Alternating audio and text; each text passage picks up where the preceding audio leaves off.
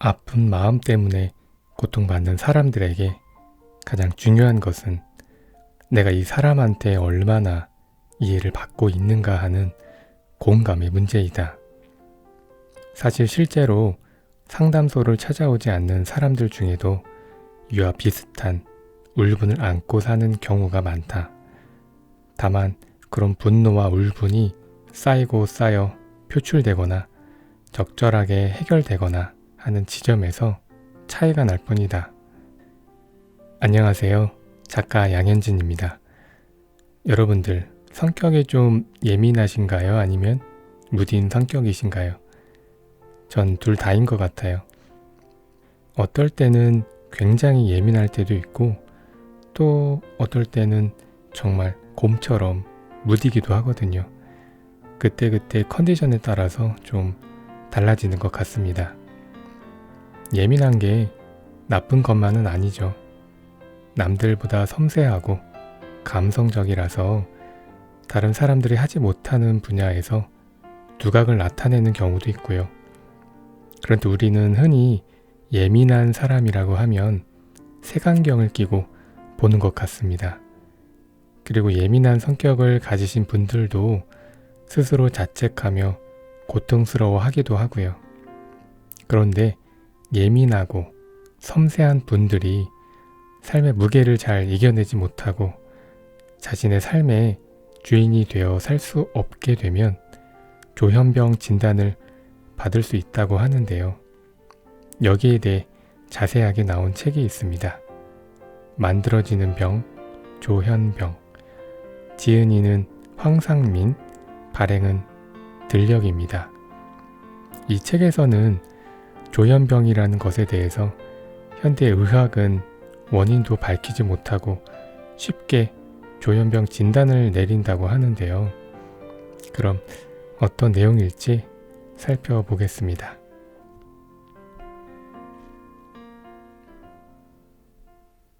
(2019년) 어느 날 한 어머님이 자신의 아들과 함께 상담을 요청했다. 몸무게가 좋기 100kg이 넘어 보이는 거구의 20대 중반 아들은 조현병 환자로 4년 반 동안 치료를 받아왔다고 했다. 생기를 잃어버린 공허한 눈빛을 한 마치 가면을 쓴 것처럼 표정이 사라진 회색빛 얼굴의 젊은이였다. 자주 깜빡이는 눈, 날름거리며 입맛을 다시는 듯한 혀, 뭔가를 씹을 때처럼 움직이는 턱 등의 미세한 움직임으로 바쁜 얼굴만이 기묘한 눈빛과 대조를 이루고 있었다. 그는 자신의 힘들었던 과거를 이야기하는 동안에도 감정이 잘 느껴지지 않는지 눈빛은 여전히 초점을 잃은 듯했고 눈꺼풀도 처져 있었다. 졸린 사람이 읊조리듯 어눌하고 단조로운 말투로 이야기하면서 계속 주위를 두리번거렸고 킁킁 소리를 내기도 했다. 몸을 좌우로 뒤틀며 의자를 들썩이다 상담을 녹화하는 카메라를 쳐다보기도 했다. 때로 이야기하는 엄마를 멍하게 바라보다 자리에서 일어나 상담실 안을 돌아다니기도 했다. 이런 행동들이 모두 그가 조현병 환자로 진단받을 수 있음을 확인시켜 주는 것들이다. 젊은이는 어떻게 하여 이런 병이라는 진단을 받게 되었을까? 아니, 언제부터 이런 증상을 보이게 되었을까? 어머니는 아들이 조현병이 아니라고 믿고 싶어 하는 듯했다. 이미 진단과 치료가 이루어지고 있는 상태였지만 이들 모자는 현재 겪고 있는 병이 정말 조현병인지 확실히 알고 싶다고 했다. 어머니는 지난 4년 반 동안 아들을 위해 안 해본 것이 없다고 했다. 심리상담, 심리교육, 한방치료, 운동치료, 폐쇄병동 입원, 재활센터 입소, 요양원 생활 등등 좋다고 하는 것은 거의 모두 시도해 보았다고 한다. 당연히 약도 복용하기 시작했다고 한다. 병원에서 처음으로 아들에게 조현병이라는 진단을 내렸을 때부터다. 하지만 약을 먹기 시작하면서 아이가 힘들어하고 더욱더 멍한 채로 사람들과 만나지 않으려고 했다고 한다. 나는 그 과정을 좀 더 자세하게 설명해 달라고 했다. 어머니의 말에 따르면 아들이 약을 복용하는데도 여전히 초점을 잃어버린 눈빛, 멍한 얼굴, 그리고 무엇보다 외부 사람들과 만남을 비롯하여 일상생활을 거의 하지 못하는 절망적인 상태를 계속 보였다고 했다. 약을 복용했지만 아이의 상태가 더 이상 좋아질 수 없다는 것을 알게 되어 한동안 약을 끊기도 했다고 한다. 하지만 조현병을 겪고 있는 사람이라면 약 복용 이외에 다른 방법이 없다는 조언과 충고들이 너무나 강력했기에 어머니는 절망스러운 마음으로 아들에게 계속 약을 먹이고 있었다. 그러면서 어머니는 아들이 약을 먹지 않고 이 병을 치료할 수 있는 방법은 정말 없는 것인지 계속 질문했다. 약을 먹으면 병이 좀 나아지기라도 해야 하는데 점점 아이 상태가 더 나빠지기만 하는 것 같으니 정말 어떻게 해야 할지 모르겠다며 답답한 마음을 토로했다. 박사님, 우리 아이 정말 조현병인가요? 아니면 약 안 먹어도 되지 않을까요? 우리는 몸이 아프거나 병이라는 진단을 받으면 그 병을 치료하기 위해 약을 먹는다. 의사가 병을 진단하고 약을 처방해주면 너무나 안심이 되고 반가운 마음까지 드는 이유는 약이 병을 치료한다는 믿음이 있기 때문이다. 그런데 어머니는 이러한 진단과 약 처방까지 모두 이루어진 아들을 두고 계속 묻는다. 조현병이 맞나요? 약을 계속 먹어야 한다는데 정말 그렇게 해야 하나요? 아이가 병을 가졌다는 것을 부정하고 싶은 마음이야 이해할 수 있다. 그런데 어떻게 병을 치료한다는 약을 어머니는 이렇게 거부하게 된 것일까? 어머니의 이야기는 다음과 같이 계속되었다. 조현병이라고 진단을 받았는데 계속 약을 먹으래요. 그러면 약을 먹으면서 차츰 병이 나아져야 하잖아요. 차도가 있어야 하는 거 아닌가요? 우리 아이가 약을 먹게 되면서 더 분명하고 확실한 조현병 환자가 된 것 같아요. 처음에는 이렇게 멍한 표정, 초점을 잃은 눈빛, 그 정도는 아니었거든요. 그냥 조금 이상하다는 소리를 듣거나 이상한 짓을 해서 모두를 놀라게 하는 정도였는데, 아니 벌써 4년이나 약을 먹였으면 병이 진즉 나았어야 하는 것 아닌가요?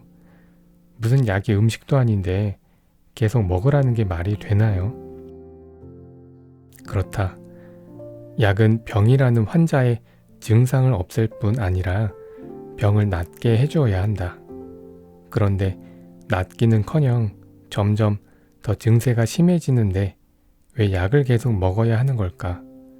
어머니는 애타는 마음에 나에게 계속 묻기만 했다. 언제까지 약을 먹어야 하나요? 먹으면 좀 나아져야 하잖아요. 그런데 더 심해지는 것 같은데 어떡해요? 하고 말이다. 조현병이라고 진단받은 사람들에게 처방되는 약은 언제까지 먹어야 병이 나을 수 있는 걸까? 계속 먹어야 한다고 했다면 그것은 약이 아니라 음식이라 해야 할 것이다. 그 병이 도대체 무엇이기에 음식처럼 약을 계속 먹어야 한다는 것일까? K씨 이야기를 들어보니 환자가 의사에게 환각이나 환청, 그리고 폭력성 관련 언급을 하면 그 즉시 폐쇄병동 입원과 약물 투여가 확실한 치료법이라고 그냥 받아들이는 상황인 것으로 보인다. 팔이나 다리가 아프다고 하면 그것이 무엇인지도 알아보지 않은 채 대개 수술하자고 권하는 진단, 치료법과 유사한 듯하다. 제가 지금까지 들어본 K씨 상황에 대해서 이야기를 하자면요. K씨는 우선 적극적으로 사람들하고 잘 지내는 그런 상황이 아닙니다. 심리적인 특성을 살펴보면 로맨티스트의 매뉴얼적인 특성이 뚜렷하게 나타나는 심리라고 이야기할 수 있어요. 이 친구는 상당히 예민하고 섬세하고 또 어떻게 보면 참 착한 아이였을 겁니다. 자라면서 누구랑 싸우거나 다른 사람을 괴롭히거나 그런 일이 별로 없었을 거예요. 거의 한 번도 없었어요. 진짜 얌전하고 혼자 지내는 것도 좋아하는 아이였을 거예요. 이 아이가 자라서 키가 1m 80cm가 되고 덩치가 커져도 어머니는 덩치에 비해서 참 순한 애라고 생각하고 키웠을 겁니다. 그게 무슨 큰 문제가 된다고 생각하지 않으셨을 테죠. 로맨티스트의 매뉴얼적인 성향이란 무엇일까? 이 개념은 WPI 심리검사에서 사용하는 용어로 어떤 사람의 마음의 성향을 나타내는 것이다. 로맨티스트 성향의 사람들은 감성적이고 예민하며 섬세한 성격이고 매뉴얼 성향이라는 것은 그들이 가진 보통의 경우라면 이래야 한다. 사회적 통념과 룰을 꼭 지켜야 한다는 고정적인 틀 속에 자신을 가두면서 강박적인 생활을 하려는 특성을 나타낸다. 어찌 보면 착하지만 답답한 사람처럼 보이기도 한다.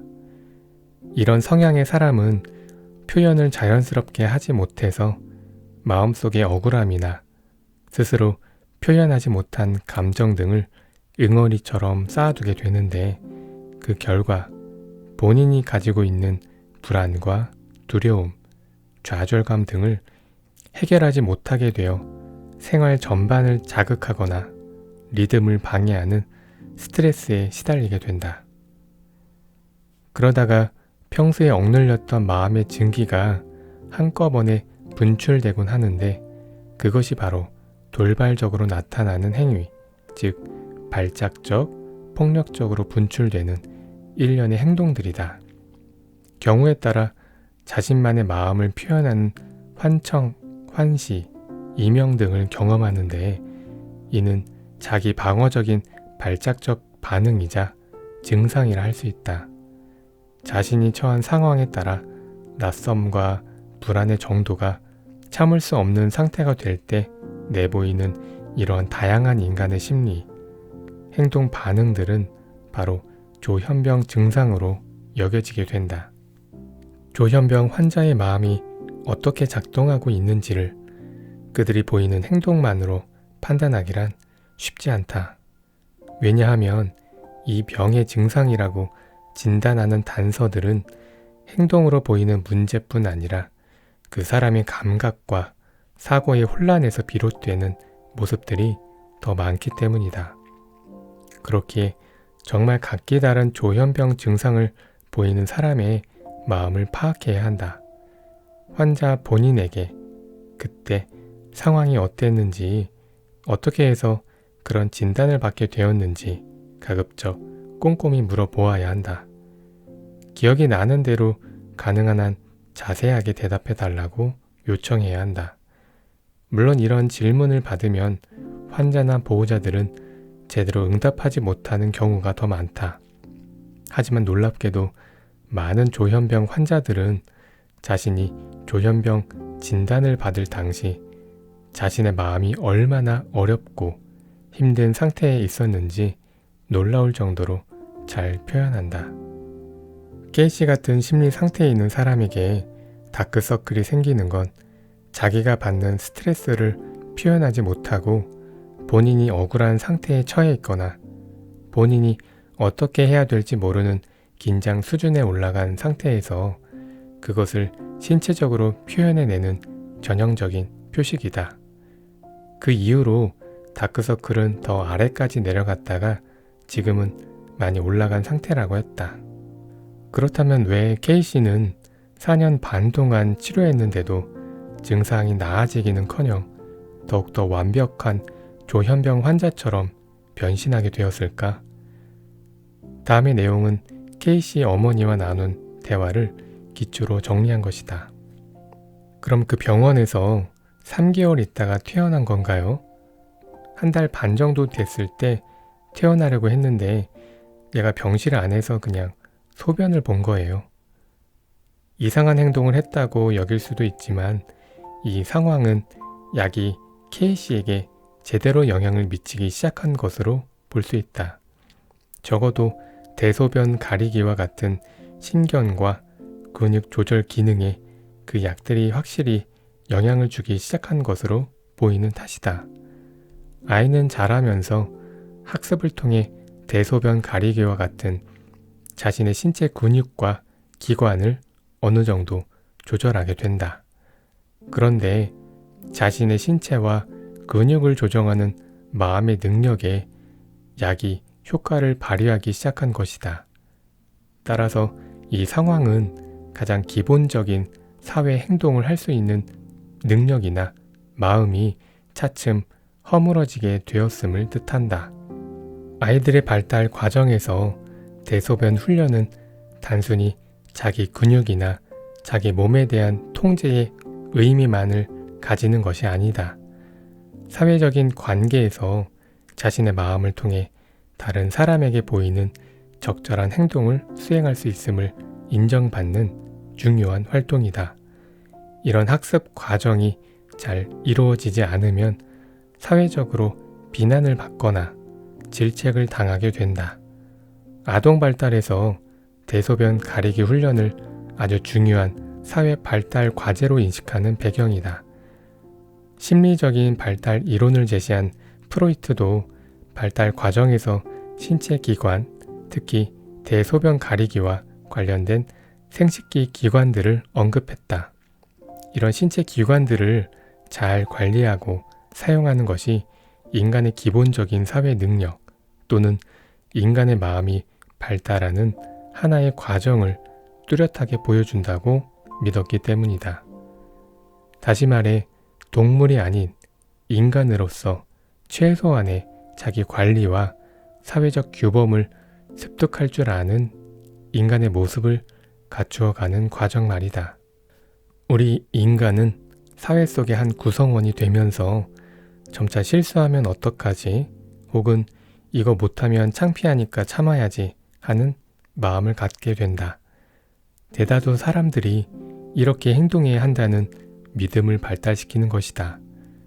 그런데 정신병 약을 복용하게 되면서 어린 시절부터 사회와 과정에서 자연스럽게 학습한 마음의 통제, 규제, 행동 자체가 허물어지기 시작한다. 약의 효과라고 할 수 있다. 한마디로 약발이 나타나는 것이다. K군은 하지만 자신이 왜 병실에서 소변을 봤는지 기억이 나지 않는다고 했다. 또한 자신이 샴푸도 먹었다고 했다. 막연히 금지되었던 행동을 나름대로 다 해보았다는 뜻이다. 옆에서 K군의 이야기를 들은 어머니는 그 얘기는 처음이라고 했고 다시금 샴푸를 다 먹었어? 라고 무심하게 한마디 내뱉었다. 나는 K군에게 기분이 어땠어요? 라는 말로 거들었다. 죽는 줄 알았어요.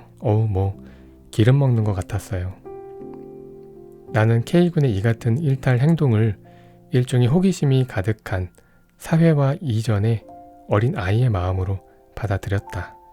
다른 것은 틀린 것이 아니다. 조현병이라고 진단받는 사람들은 어떤 특성을 가졌을까? 어떤 특성이 있기에 남들보다 쉽게 조현병으로 고통을 받게 되는 것일까? 이런 질문들을 던지기 전에 조현병이 병인가요? 또는 이 병은 정말로 어떤 이유로 발생하나요?가 같은 질문을 해야 할지도 모른다. 하지만 안타깝게도 이런 질문조차 명확한 것은 아니다. 마치 인간은 왜 세상에 태어나 행복하게 살기보다 아프고 힘들게 살아야 하나요?와 같은 유형의 질문이기 때문이다. 이런 이유로 조현병이라는 진단을 받게 되는 사람들은 분명 복잡한 현대 사회 속에서 독립된 개인으로 살아가는데 많은 어려움을 느끼는 사람들이다. 당연히 피로감도 훨씬 더 많이 느낄 터다. 현대는 혈연과 지연 혹은 특정 이익 관계 아래 뭉쳐졌던 공동체가 파괴되고 구성원들 사이에 정서적 지지와 통합의 환경이 약화되었으며 거의 모든 분야에서 속도와 효율성을 따지는 시대다. 가족의 존재조차 부담스러워하고 작은 물건 하나에서도 가성비를 따지며 나에게 손해를 주는 것은 절대 그냥 넘어가지 않는 사회다. 조현병은 이런 현대 사회 환경 속에서 살아가는 인간들이 겪게 되는 병임이 분명해 보인다. 운명적으로 주어진 사회 신분 또는 정해진 팔자에 따라 누군가의 뜻에 순종하면서 묵묵히 살아가야 한다고 믿었던 시대에는 분명 개인의 존재 이유를 인정하는 현대 사회와 달리 조현병으로 진단되는 사람들이 비교적 적었을 것이다. 우리는 익숙하지 않은 상황이나 어떤 정신적인 아픔을 야기하는 문제를 일정 기간 겪게 되면 의례 정신보건, 정신건강을 강조한다. 최근 전 세계를 강타한 코로나19 사태에서 극도의 불안과 강박 행동을 보이는 사람들이 많이 생겨났다. 그러자 이런 문제를 호소하는 사람들을 위해 심리 지원을 제공해야 한다는 주장이 나왔다. 심지어 각 방송사에서는 자막으로 심리 상담이 가능한 곳에 전화번호를 내보내기도 했다. 그런데 막상 일상을 살펴보면 우리 마음의 아픔, 그 아픔에 따르는 여러 복잡한 문제들은 허술하게 다루고 있음을 알 수 있다. 눈에 보이지 않는 문제는 없는 문제로 취급하고 눈에 보이는 신체 증상들은 마치 몸에 난 종기를 짜내듯 제거해버리면 되는 문제로 인식한다. 빨리빨리를 강조하는 세상 속에서 우리는 과연 남다른 삶의 방식을 취하는 사람들을 우리 사회의 소중한 구성원 중 한 명이자 존중받아 마땅한 한 인간으로 바라보고 있을까? 아니다. 우리는 사실 그들을 뜯어 고치거나 폐기해야 하는 고장난 기계로 규정하고 있다. 마음이 고장난 환자로 간주하는 것이다. 가족이나 지인들마저도 그렇다. 이런 상황을 쉽게 목도할 수 있는 것이 오늘 우리의 현실이다. 그뿐인가? 이들에게 가장 중요한 치료라고 하면서 끝없이 뇌 기능에 영향을 주는 약물을 투여하여 중독자로 만들고 그것으로도 부족해 정신병동 입원을 통해 사회로부터 고립시킨다. 정부나 의료 당국은 이런 상황을 제재하기는커녕 더욱 힘을 실어주고 있는 실정이다. 현재 대한민국이 보여주는 조현병에 대한 반응, 그리고 정신질환 대응 방식은 이러한 본질적인 문제를 내포하고 있다. 따라서 우리는 당당히 이에 대한 의문을 다음과 같이 제기해야 한다. 조현병이라 이름 붙이면 누구나 조현병 환자로 보이는 거 아닐까요? 그들에게 진짜 필요했던 것, 아픈 마음 때문에 고통받는 사람들에게 가장 중요한 것은 내가 이 사람에게 얼마나 이해를 받고 있는가 하는 공감의 문제이다. 사실 실제로 상담소를 찾아오지 않는 사람들 중에도 이와 비슷한 울분을 안고 사는 경우가 많다. 다만 그런 분노와 울분이 쌓이고 쌓여 표출되거나 적절하게 해결되거나 하는 지점에서 차이가 날 뿐이다. 나는 K씨의 어머니에게 약으로 지내야 했던 그 아들의 마음을 대신 설명했다. 아드님이 진짜 원했던 건 누군가 본인의 억울함을 알아주는 거였어요. 군대에 있을 때 아드님이 더욱더 위축되었고 제대 후 히키코모리 같은 생활을 하고 더는 복학도 하고 싶지 않다고 했잖아요. 아드님한테는 제대하는 말년에 벌어진 일이 도저히 받아들일 수 없을 만큼 억울했던 겁니다. 그런데 본인이 그것에 대해서 이야기하기도 좀 그러니 자책하게 된 거고, 그러다 보니 상황이 더 나빠졌던 거죠. 집에 있으면서 아버지한테 한 소리 들었을 거고, 또 그랬을 때 본인이 사소한데 촉발되어 발작적인 행동을 보였을 텐데, 막상 그렇게 되면 본인도 자기를 어떻게 받아들여야 되는지 모르고, 그러니 더 겁이 나고 더 걱정되고 그랬을 겁니다. 기댈 수 있는 사람은 엄마뿐인데, 엄마는 또 그걸 병이라고 생각해서 치료를 받으라고 하니 아이 입장에서는 의존할 수 있는 게 약밖에 없는 상황으로 돌아선 겁니다. 이게 지금 아드님과 어머님이 처해 있는 상황이에요. 우선 저는 규칙적인 행동을 해보길 권합니다. 이걸 하려면 어머님 말씀대로 생활이 관리되어야 하거든요. 그런데 지금 아드님은 그렇게 하기가 너무 힘들어요. 아드님과 비슷한 경우의 친구에게 어떤 일을 시켰냐 하면요. 아침에 일어나면 먼저 산에 갔다 오고, 그러고 나서 집에서 1시간 정도 떨어져 있는 편의점에 가서 알바를 하라고 시켰습니다. 편의점 알바를 4시간에서 6시간 한 다음 또 운동을 하든지 아님 네가 하고 싶은 거 하든지 그러라고 했어요.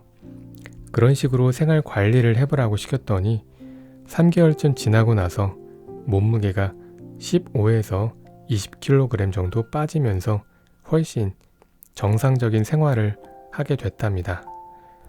저도 지금 그걸 원합니다. 편의점이든 뭐든 가까운 곳에서 뭘 해보는 건데요. 아직까지는, 그럼요, 본인이 하고 싶지 않거나 본인이 하고자 않으면 절대 이루어질 수 없는 일이지요. 뭐든 하겠다는 마음이 생기면 그때 스케줄을 딱 주면서 3개월 이상 해보고 몸무게가 10kg 이상 떨어지면 다시 상담을 받으러 갈 수 있다고 얘기하세요. 그렇게 일상만 잘 관리해도 참 기적 같은 변화가 일어나거든요. 그런데 지금 아드님은 그렇게 할 만큼 절실하지는 않은 것 같아요. 1차적으로 자기 문제가 뭔지 모르더라도 조현병이든 또는 다른 정신병으로 진단받은 사람들이 일단 자기 생활을 규칙적으로 하는 습관만 들여도 그 문제나 증세라고 하는 것들이 사라집니다. 역으로 이야기하면 정신병 환자라는 진단은 어떤 사람이 규칙적인 생활 관리를 하지 못하는 상황일 때 가장 먼저 받게 되는 진단일 수 있습니다. 이 점이 바로 정신과 의사와 심리학자의 다른 점입니다. 심리학자는 인간의 마음과 행동에 대해서 이야기하죠. 그런데 우리가 보통 병이라고 할 때는 증상을 이야기하지 원인을 이야기하지 않습니다. 이게 사소해 보이지만 아주 큰 차이를 만들어내는 지점입니다. 특히 의사들이 말하는 정신병은 증상에 의해서 그 병의 명칭이 붙여지고 구분될 뿐 결코 원인을 알려주지는 못합니다. 특히 현대의학의 정신병 분류 자체가 그렇게 만들어졌습니다. 그런데 심리학과 교수로서 오래 생활했다는 그 선생님조차 그 부분을 분명하게 인식하지 못했다는 게 참 놀랐습니다. 그분 스스로 유사한 병을 겪었다고 하는데 그러면서도 그 병에 대해서 완전히 파악하지 못했다는 게 정말 안타깝습니다. 조현병이든 공황장애든 우울증이든 어떤 정신병으로 진단되는 것은 병의 진단이 아닌 과학의 이름으로 마치 신과 같은 역할을 하는 의사가 저지르는 아주 비과학적인 활동이다. 이런 상황에서 벗어나기 위해서라도 이제 마음의 아픔, 마음의 병이 무엇인지 바로 그 사람을 중심으로 탐색하는 것이 절실히 필요하다. 의사들이 상투적으로, 아니 아주 당위적으로 이야기하는 환자 중심의 치료, 환자를 위한 치료가 바로 이런 탐색이다. 정신병 환자에게 뇌의 손상 때문이라고 말할 게 아니라 그들이 자신의 마음을 잃고 얼마나 힘들어하는지 이해하고 지원 활동 및 치료를 아끼지 말아야 한다는 것을 정확하게 인지해야 한다. 그리고 이런 안타까운 이 나라의 상황에서 마음에 아픔을 느끼는 그 사람들이 나와 너와 다르지 않은 사람이라는 인식이 그 무엇보다 필요하다. 또한 내가 오늘 나의 삶에서 아픔을 느낀다면 그것은 자신의 마음을 잃어버려 누구에게도 말하지 못하는 마음과 몸의 아픔을 느끼는 그들과 전혀 다르지 않다는 생각도 할 수 있어야 한다. 네, 여기까지 읽어봤는데요. 저도 처음에는 조현병이라고 하면 무서운 것, 방치하면 안 되는 것이라고 막연하게 생각을 했었는데요. 사실 병이라고 너무 쉽게 진단을 내리는 것도 문제인 것 같고요. 우리가 살아가면서 많은 일들을 겪으면서 스트레스를 받잖아요. 그럴 때일수록 마음에 맞는 사람을 만나서 소통하고 서로 공감하면서 함께 상처를 치유해야 할 것 같습니다. 그리고 마음과 관련된 의학도 빨리 발전하길 바랍니다. 그럼 오늘은 여기까지 하겠습니다. 고맙습니다. 구독과 좋아요, 알림 설정은 저에게 큰 힘이 됩니다. 2019년 어느 날, 한 어머님이 자신의 아들과 함께 상담을 요청했다. 몸무게가 좋기 100kg이 넘어 보이는 거구의 20대 중반 아들은 조현병 환자로 4년 반 동안 치료를 받아왔다고 했다. 생기를 잃어버린 공허한 눈빛을 한 마치 가면을 쓴 것처럼 표정이 사라진 회색빛 얼굴의 젊은이였다. 자주 깜빡이는 눈, 날름거리며 입맛을 다시는 듯한 혀, 뭔가를 씹을 때처럼 움직이는 턱 등의 미세한 움직임으로 바쁜 얼굴만이 기묘한 눈빛과 대조를 이루고 있었다. 그는 자신의 힘들었던 과거를 이야기하는 동안에도 감정이 잘 느껴지지 않는지 눈빛은 여전히 초점을 잃은 듯했고 눈꺼풀도 처져 있었다. 졸린 사람이 읊조리듯 어눌하고 단조로운 말투로 이야기하면서 계속 주위를 두리번거렸고 킁킁 소리를 내기도 했다. 몸을 좌우로 뒤틀며 의자를 들썩이다 상담을 녹화하는 카메라를 쳐다보기도 했다. 때로 이야기하는 엄마를 멍하게 바라보다 자리에서 일어나 상담실 안을 돌아다니기도 했다. 이런 행동들이 모두 그가 조현병 환자로 진단받을 수 있음을 확인시켜 주는 것들이다. 젊은이는 어떻게 하여 이런 병이라는 진단을 받게 되었을까? 아니, 언제부터 이런 증상을 보이게 되었을까? 어머니는 아들이 조현병이 아니라고 믿고 싶어 하는 듯했다. 이미 진단과 치료가 이루어지고 있는 상태였지만 이들 모자는 현재 겪고 있는 병이 정말 조현병인지 확실히 알고 싶다고 했다. 어머니는 지난 4년 반 동안 아들을 위해 안 해본 것이 없다고 했다. 심리상담, 심리교육, 한방치료, 운동치료, 폐쇄병동 입원, 재활센터 입소, 요양원 생활 등등 좋다고 하는 것은 거의 모두 시도해 보았다고 한다. 당연히 약도 복용하기 시작했다고 한다. 병원에서 처음으로 아들에게 조현병이라는 진단을 내렸을 때부터다. 하지만 약을 먹기 시작하면서 아이가 힘들어하고 더욱더 멍한 채로 사람들과 만나지 않으려고 했다고 한다. 나는 그 과정을 좀 더 자세하게 설명해 달라고 했다. 어머니의 말에 따르면 아들이 약을 복용하는데도 여전히 초점을 잃어버린 눈빛, 멍한 얼굴, 그리고 무엇보다 외부 사람들과 만남을 비롯하여 일상생활을 거의 하지 못하는 절망적인 상태를 계속 보였다고 했다. 약을 복용했지만 아이의 상태가 더 이상 좋아질 수 없다는 것을 알게 되어 한동안 약을 끊기도 했다고 한다. 하지만 조현병을 겪고 있는 사람이라면 약 복용 이외에 다른 방법이 없다는 조언과 충고들이 너무나 강력했기에 어머니는 절망스러운 마음으로 아들에게 계속 약을 먹이고 있었다. 그러면서 어머니는 아들이 약을 먹지 않고 이 병을 치료할 수 있는 방법은 정말 없는 것인지 계속 질문했다. 약을 먹으면 병이 좀 나아지기라도 해야 하는데 점점 아이 상태가 더 나빠지기만 하는 것 같으니 정말 어떻게 해야 할지 모르겠다며 답답한 마음을 토로했다. 박사님, 우리 아이 정말 조현병인가요? 아니면 약 안 먹어도 되지 않을까요? 우리는 몸이 아프거나 병이라는 진단을 받으면 그 병을 치료하기 위해 약을 먹는다.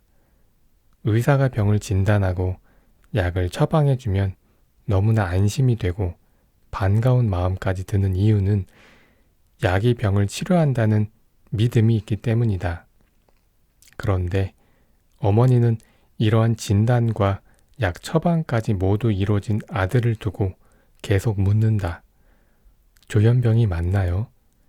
약을 계속 먹어야 한다는데 정말 그렇게 해야 하나요? 아이가 병을 가졌다는 것을 부정하고 싶은 마음이야 이해할 수 있다. 그런데 어떻게 병을 치료한다는 약을 어머니는 이렇게 거부하게 된 것일까? 어머니의 이야기는 다음과 같이 계속되었다. 조현병이라고 진단을 받았는데 계속 약을 먹으래요. 그러면 약을 먹으면서 차츰 병이 나아져야 하잖아요. 차도가 있어야 하는 거 아닌가요? 우리 아이가 약을 먹게 되면서 더 분명하고 확실한 조현병 환자가 된 것 같아요. 처음에는 이렇게 멍한 표정, 초점을 잃은 눈빛, 그 정도는 아니었거든요.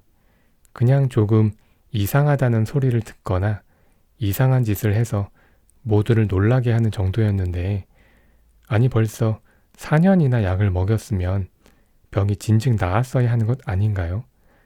무슨 약이 음식도 아닌데 계속 먹으라는 게 말이 되나요? 그렇다. 약은 병이라는 환자의 증상을 없앨 뿐 아니라 병을 낫게 해줘야 한다. 그런데 낫기는커녕 점점 더 증세가 심해지는데 왜 약을 계속 먹어야 하는 걸까? 어머니는 애타는 마음에 나에게 계속 묻기만 했다. 언제까지 약을 먹어야 하나요? 먹으면 좀 나아져야 하잖아요. 그런데 더 심해지는 것 같은데 어떡해요? 하고 말이다. 조현병이라고 진단받은 사람들에게 처방되는 약은 언제까지 먹어야 병이 나을 수 있는 걸까? 계속 먹어야 한다고 했다면 그것은 약이 아니라 음식이라 해야 할 것이다. 그 병이 도대체 무엇이기에 음식처럼 약을 계속 먹어야 한다는 것일까? K씨 이야기를 들어보니 환자가 의사에게 환각이나 환청, 그리고 폭력성 관련 언급을 하면 그 즉시 폐쇄병동 입원과 약물 투여가 확실한 치료법이라고 그냥 받아들이는 상황인 것으로 보인다. 팔이나 다리가 아프다고 하면 그것이 무엇인지도 알아보지 않은 채 대개 수술하자고 권하는 진단, 치료법과 유사한 듯하다. 제가 지금까지 들어본 K씨 상황에 대해서 이야기를 하자면요. K씨는 우선 적극적으로 사람들하고 잘 지내는 그런 상황이 아닙니다.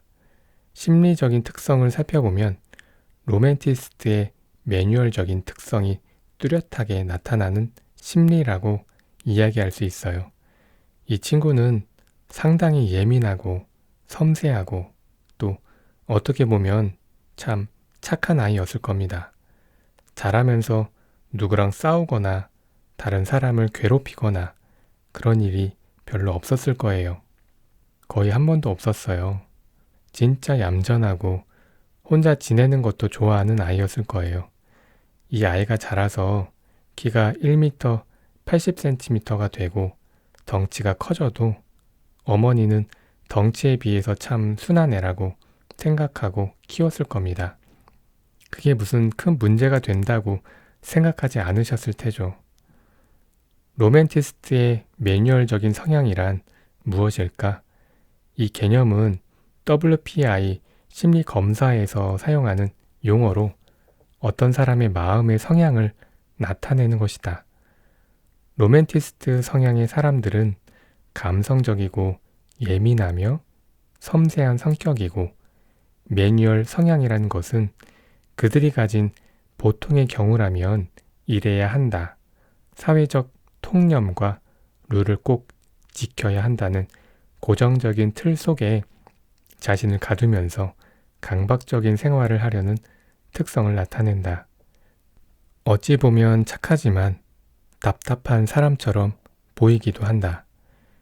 이런 성향의 사람은 표현을 자연스럽게 하지 못해서 마음속의 억울함이나 스스로 표현하지 못한 감정 등을 응어리처럼 쌓아두게 되는데, 그 결과 본인이 가지고 있는 불안과 두려움, 좌절감 등을 해결하지 못하게 되어 생활 전반을 자극하거나 리듬을 방해하는 스트레스에 시달리게 된다.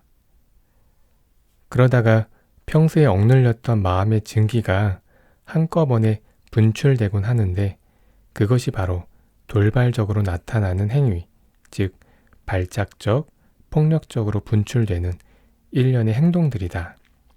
경우에 따라 자신만의 마음을 표현하는 환청, 환시, 이명 등을 경험하는데, 이는 자기 방어적인 발작적 반응이자 증상이라 할 수 있다.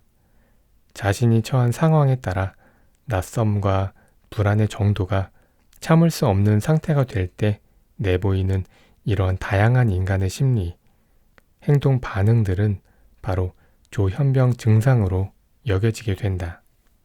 조현병 환자의 마음이 어떻게 작동하고 있는지를 그들이 보이는 행동만으로 판단하기란 쉽지 않다. 왜냐하면 이 병의 증상이라고 진단하는 단서들은 행동으로 보이는 문제뿐 아니라 그 사람의 감각과 사고의 혼란에서 비롯되는 모습들이 더 많기 때문이다. 그렇기에 정말 각기 다른 조현병 증상을 보이는 사람의 마음을 파악해야 한다. 환자 본인에게 그때 상황이 어땠는지, 어떻게 해서 그런 진단을 받게 되었는지 가급적 꼼꼼히 물어보아야 한다. 기억이 나는 대로 가능한 한 자세하게 대답해 달라고 요청해야 한다. 물론 이런 질문을 받으면 환자나 보호자들은 제대로 응답하지 못하는 경우가 더 많다. 하지만 놀랍게도 많은 조현병 환자들은 자신이 조현병 진단을 받을 당시 자신의 마음이 얼마나 어렵고 힘든 상태에 있었는지 놀라울 정도로 잘 표현한다. 케이시 같은 심리 상태에 있는 사람에게 다크서클이 생기는 건 자기가 받는 스트레스를 표현하지 못하고 본인이 억울한 상태에 처해 있거나 본인이 어떻게 해야 될지 모르는 긴장 수준에 올라간 상태에서 그것을 신체적으로 표현해내는 전형적인 표식이다. 그 이후로 다크서클은 더 아래까지 내려갔다가 지금은 많이 올라간 상태라고 했다. 그렇다면 왜 K씨는 4년 반 동안 치료했는데도 증상이 나아지기는커녕 더욱더 완벽한 조현병 환자처럼 변신하게 되었을까? 다음의 내용은 K씨 어머니와 나눈 대화를 기초로 정리한 것이다.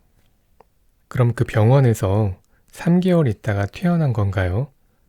1달 반 정도 됐을 때 퇴원하려고 했는데 얘가 병실 안에서 그냥 소변을 본 거예요. 이상한 행동을 했다고 여길 수도 있지만 이 상황은 약이 K씨에게 제대로 영향을 미치기 시작한 것으로 볼 수 있다. 적어도 대소변 가리기와 같은 신경과 근육 조절 기능에 그 약들이 확실히 영향을 주기 시작한 것으로 보이는 탓이다. 아이는 자라면서 학습을 통해 대소변 가리기와 같은 자신의 신체 근육과 기관을 어느 정도 조절하게 된다.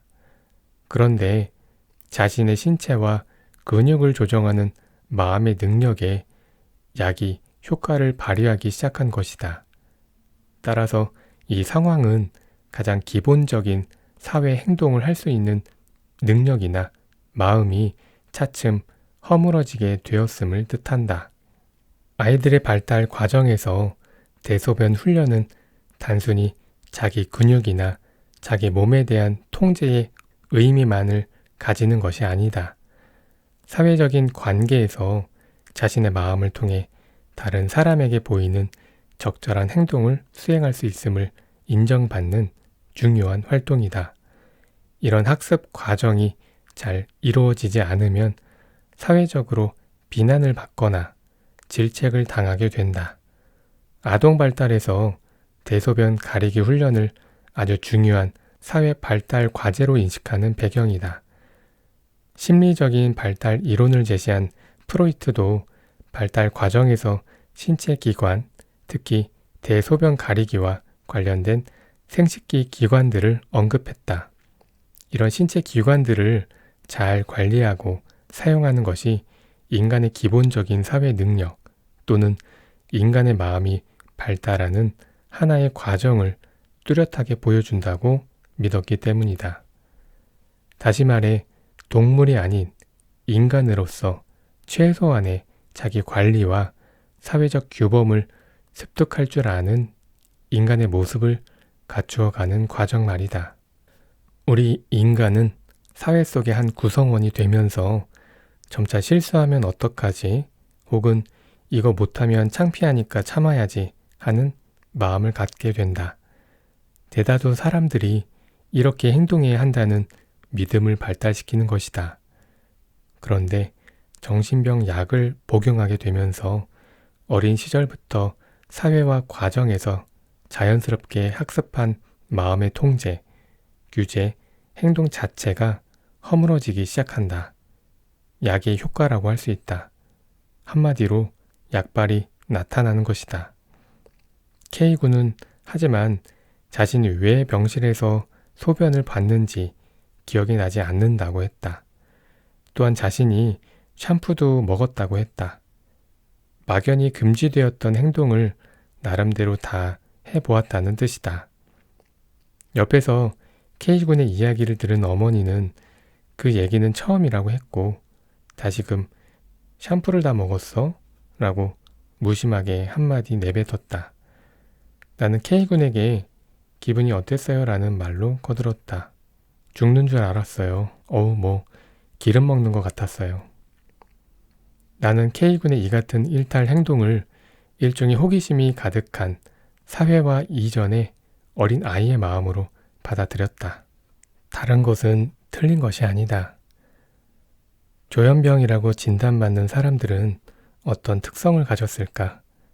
어떤 특성이 있기에 남들보다 쉽게 조현병으로 고통을 받게 되는 것일까? 이런 질문들을 던지기 전에 조현병이 병인가요? 또는 이 병은 정말로 어떤 이유로 발생하나요?가 같은 질문을 해야 할지도 모른다. 하지만 안타깝게도 이런 질문조차 명확한 것은 아니다. 마치 인간은 왜 세상에 태어나 행복하게 살기보다 아프고 힘들게 살아야 하나요?와 같은 유형의 질문이기 때문이다. 이런 이유로 조현병이라는 진단을 받게 되는 사람들은 분명 복잡한 현대 사회 속에서 독립된 개인으로 살아가는데 많은 어려움을 느끼는 사람들이다. 당연히 피로감도 훨씬 더 많이 느낄 터다. 현대는 혈연과 지연 혹은 특정 이익 관계 아래 뭉쳐졌던 공동체가 파괴되고 구성원들 사이에 정서적 지지와 통합의 환경이 약화되었으며 거의 모든 분야에서 속도와 효율성을 따지는 시대다. 가족의 존재조차 부담스러워하고 작은 물건 하나에서도 가성비를 따지며 나에게 손해를 주는 것은 절대 그냥 넘어가지 않는 사회다. 조현병은 이런 현대 사회 환경 속에서 살아가는 인간들이 겪게 되는 병임이 분명해 보인다. 운명적으로 주어진 사회 신분 또는 정해진 팔자에 따라 누군가의 뜻에 순종하면서 묵묵히 살아가야 한다고 믿었던 시대에는 분명 개인의 존재 이유를 인정하는 현대 사회와 달리 조현병으로 진단되는 사람들이 비교적 적었을 것이다.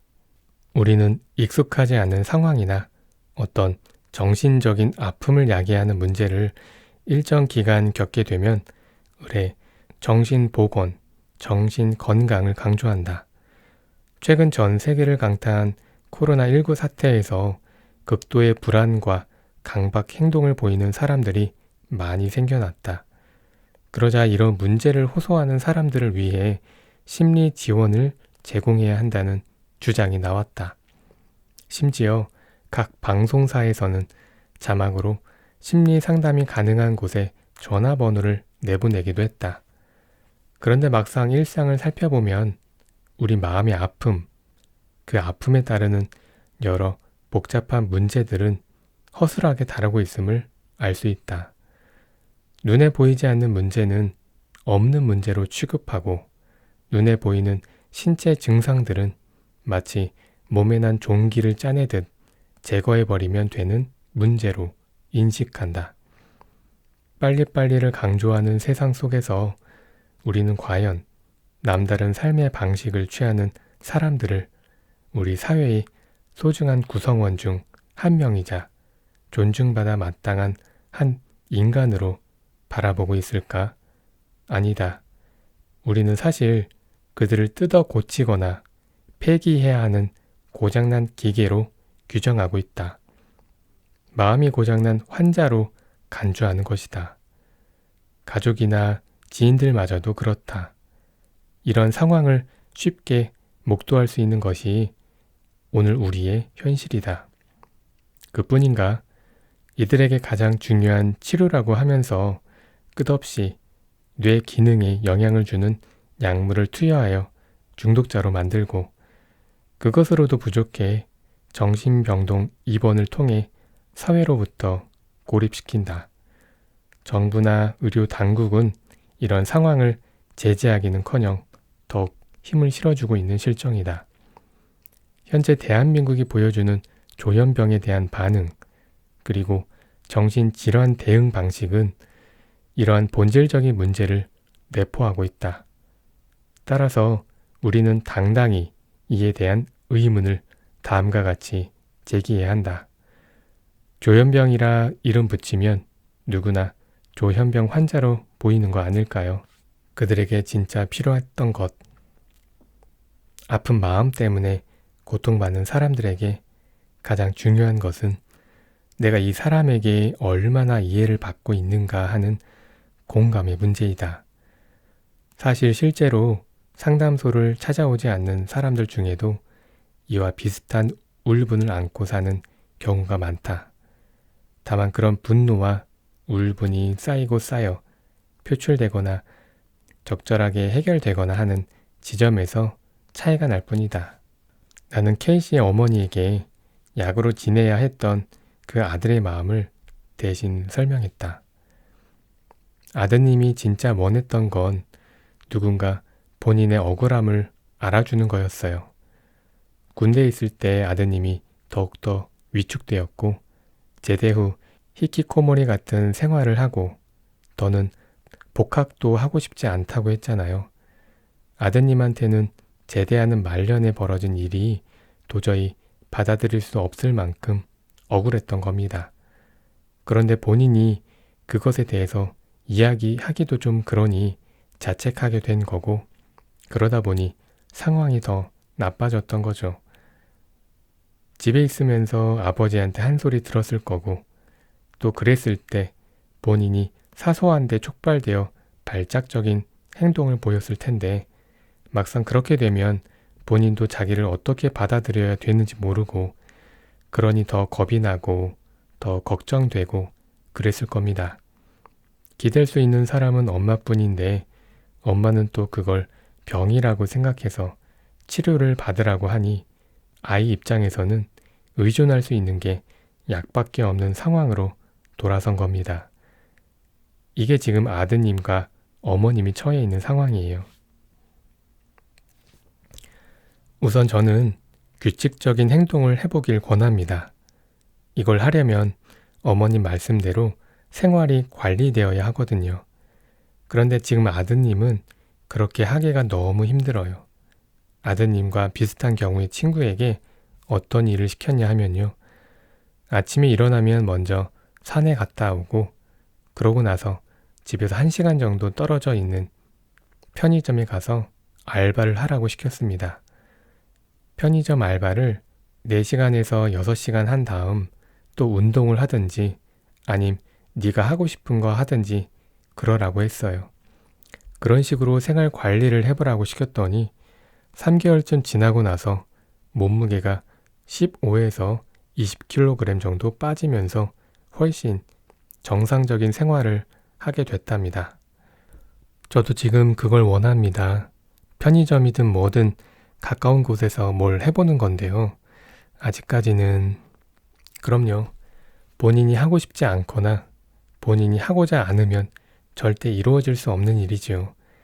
뭐든 하겠다는 마음이 생기면 그때 스케줄을 딱 주면서 3개월 이상 해보고 몸무게가 10kg 이상 떨어지면 다시 상담을 받으러 갈 수 있다고 얘기하세요. 그렇게 일상만 잘 관리해도 참 기적 같은 변화가 일어나거든요. 그런데 지금 아드님은 그렇게 할 만큼 절실하지는 않은 것 같아요. 1차적으로 자기 문제가 뭔지 모르더라도 조현병이든 또는 다른 정신병으로 진단받은 사람들이 일단 자기 생활을 규칙적으로 하는 습관만 들여도 그 문제나 증세라고 하는 것들이 사라집니다.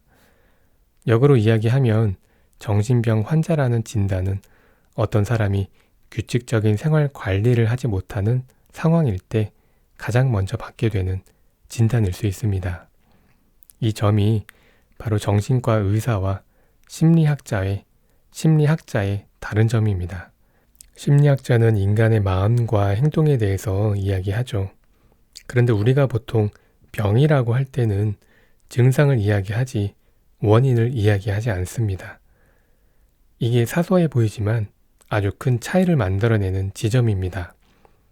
특히 의사들이 말하는 정신병은 증상에 의해서 그 병의 명칭이 붙여지고 구분될 뿐 결코 원인을 알려주지는 못합니다. 특히 현대의학의 정신병 분류 자체가 그렇게 만들어졌습니다. 그런데 심리학과 교수로서 오래 생활했다는 그 선생님조차 그 부분을 분명하게 인식하지 못했다는 게 참 놀랐습니다. 그분 스스로 유사한 병을 겪었다고 하는데 그러면서도 그 병에 대해서 완전히 파악하지 못했다는 게 정말 안타깝습니다. 조현병이든 공황장애든 우울증이든 어떤 정신병으로 진단되는 것은 병의 진단이 아닌 과학의 이름으로 마치 신과 같은 역할을 하는 의사가 저지르는 아주 비과학적인 활동이다. 이런 상황에서 벗어나기 위해서라도 이제 마음의 아픔, 마음의 병이 무엇인지 바로 그 사람을 중심으로 탐색하는 것이 절실히 필요하다. 의사들이 상투적으로 아니 아주 당위적으로 이야기하는 환자 중심의 치료, 환자를 위한 치료가 바로 이런 탐색이다. 정신병 환자에게 뇌의 손상 때문이라고 말할 게 아니라 그들이 자신의 마음을 잃고 얼마나 힘들어하는지 이해하고 지원 활동 및 치료를 아끼지 말아야 한다는 것을 정확하게 인지해야 한다. 그리고 이런 안타까운 이 나라의 상황에서 마음의 아픔을 느끼는 그 사람들이 나와 너와 다르지 않은 사람이라는 인식이 그 무엇보다 필요하다. 또한 내가 오늘 나의 삶에서 아픔을 느낀다면 그것은 자신의 마음을 잃어버려 누구에게도 말하지 못하는 마음과 몸의 아픔을 느끼는 그들과 전혀 다르지 않다는 생각도 할 수 있어야 한다. 네, 여기까지 읽어봤는데요. 저도 처음에는 조현병이라고 하면 무서운 것, 방치하면 안 되는 것이라고 막연하게 생각을 했었는데요. 사실 병이라고 너무 쉽게 진단을 내리는 것도 문제인 것 같고요. 우리가 살아가면서 많은 일들을 겪으면서 스트레스를 받잖아요. 그럴 때일수록 마음에 맞는 사람을 만나서 소통하고 서로 공감하면서 함께 상처를 치유해야 할 것 같습니다. 그리고 마음과 관련된 의학도 빨리 발전하길 바랍니다. 그럼 오늘은 여기까지 하겠습니다. 고맙습니다.